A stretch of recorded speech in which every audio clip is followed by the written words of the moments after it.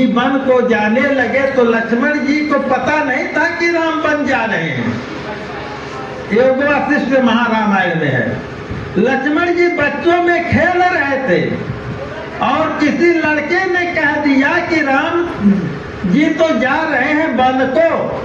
लक्ष्मण जी ने कहा ये कैसे, उनका तो राज्य होना था और वन को जा रहे हैं। कह कि हाँ भैया लक्ष्मण मेरी बात को मानो, वन को जा रहे हैं।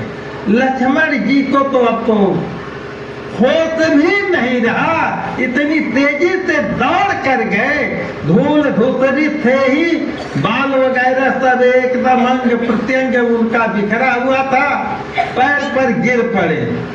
राम ने कहा भैया ये क्या हाल बनाए हो, क्यों इतना तेजी के साथ दौड़ते हुए आ रहे हो। कहा भैया हमने सुना है कि आप वन को जा रहे हो। कहा हाँ, माँ कैकेयी ने हमको वन दे दिया है तो मैं वन जा रहा हूँ।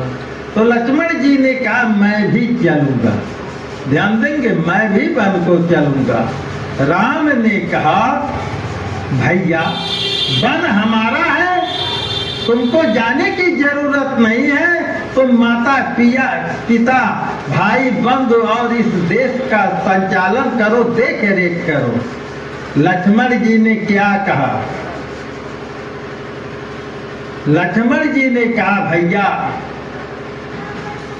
मैं आपको छोड़कर कहीं मैं रह ही नहीं सकता।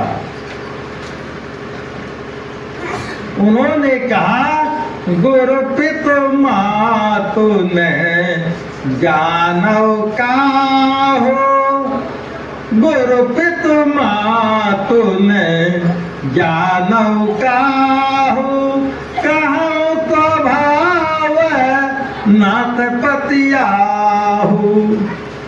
कहा कि हे प्रभु मैं माता पिता किसी को नहीं जानता हूँ, सिर्फ आपको मैं जानता हूँ, आपके अलावा मैं कुछ नहीं जानता, मैं आपके साथ चलूंगा। ये लक्ष्मण जी ने कहा, ध्यान देंगे। हम तो ये मानते हैं कि लक्ष्मण कोई अलग व्यक्ति थे। सज्जनों यह मानस है, मानस की कथा है। हम कथा को पढ़कर अपने से अलग जानते हैं। सच्चाई तो यह है, यह हमारे शरीर की ही घटनाएं हैं।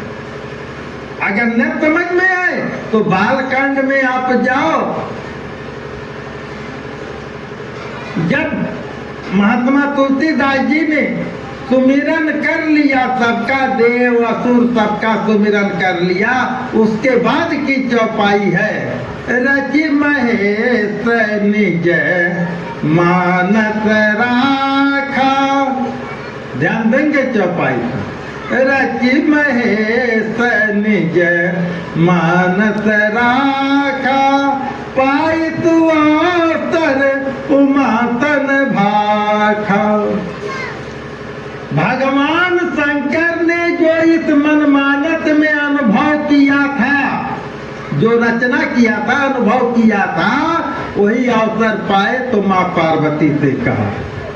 क्योंकि माँ पार्वती का वह पहला जन्म नहीं था, इसके पहले 107 जन्म हो चुके थे, लेकिन वह अहम में रहने के कारण उनके अंदर सदाचार नहीं उत्पन्न हुआ और भगवान शंकर से पूछा ही नहीं।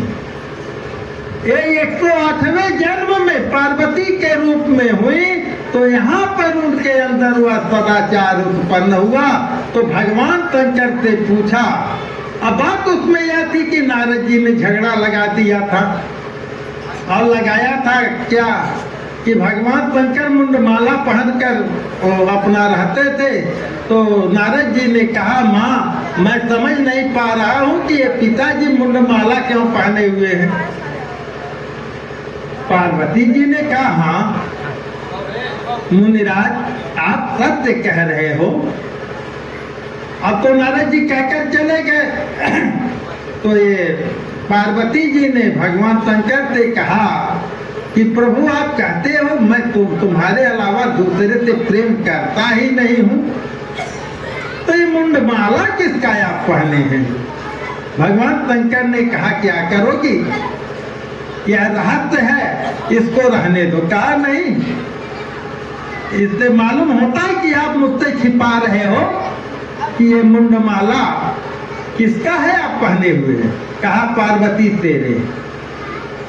कहा मेरे कहा, कहा क्या मेरा और जन्म हुआ। कहा हाँ तुम्हारा 107 जन्म हो चुका है। और कहा आप, कहा मैं तो वही हूं जो पहले था। कहा वो कैसे। कहा मैं अमृत को प्राप्त हूं। तो मां पार्वती ने कहा तो प्रभु अब आप हमको अमर कथा सुनाए। सज्जनों यह मानस ही अमर कथा है, यह अमर कथा है, यह अमृत को प्रदान करने वाला है और वह हमारे आपके अंदर की बात है, बाहर की बात नहीं। तो लक्ष्मण किसे कहते हैं, जब मन लक्ष्य में हो जाता है, ये साधक की स्थिति है। थोड़ा जान ही लिया जाए। हो सकता है कितने लोगों को समझ न आवे, ये राम लक्ष्मण भरत शत्रुघ्न ये अलग चीजें नहीं है, ये साधक की स्थितियां हैं भाई। आत्मा ही राम कहलाता है, आत्मा ही राम कहलाता है।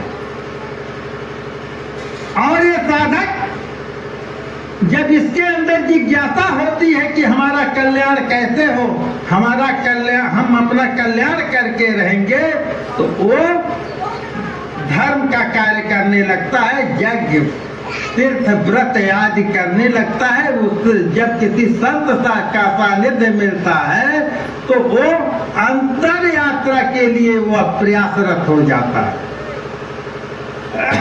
यानी जितने काम क्रोध मद लोभ ये ईर्ष्या आदि हैं, इनसे ये ऊपर उठ जाता है। सज्जनों लोग कहते हैं कि इसको बगैर मारे कल नहीं भक्ति मिलेगी, लेकिन मेरे अनुभूति में नहीं आया। ये राग रोग ईर्ष्या मद मोह कोई वस्तु हो, हाथ जैसे, अंगुली जैसे, बाल जैसे, तो इसको तोड़ मरोड़ दिया जाए तो उसका कोई रूप रंग है ये नहीं है, और हमेशा ये रहता भी नहीं। अच्छा किसी को क्रोध होता हो तो क्या वह हर वक्त क्रोध में रहता है क्या? आएगा नहीं, समयानुकूल आ जाता है, कामना समयानुकूल आ जाता है। एक ये वृत्तियां हैं जो सूक्ष्म रूप से मौजूद हैं, ये समयानुकूल आ जाते हैं, तो हम इनको मारेंगे कैसे? सज्जनों मारा नहीं जा सकता। किया क्या जा सकता है कि जब हम परमात्मा के याद में होंगे तो छूट जाएंगे, इनकी अवहेलना हो जाएगी। यही मारना कहा लोगों ने। और होगा कब? जब मन लक्ष्य में होगा तब। और जब मन लक्ष्य में होगा तो उसी को लक्ष्मण कहते हैं। जब हम इन वृत्तियों से जूझते हैं, क्या सत्य है क्या असत्य है, जब लड़ते हैं तो शत्रुघ्न की स्थिति है। शत्रुघ्न का मतलब होता है कि जो शत्रुओं का हनन करे। और अंतिम है भारत की स्थिति। भय धन रथ। भय माने भक्ति, रत माने मस्त होना।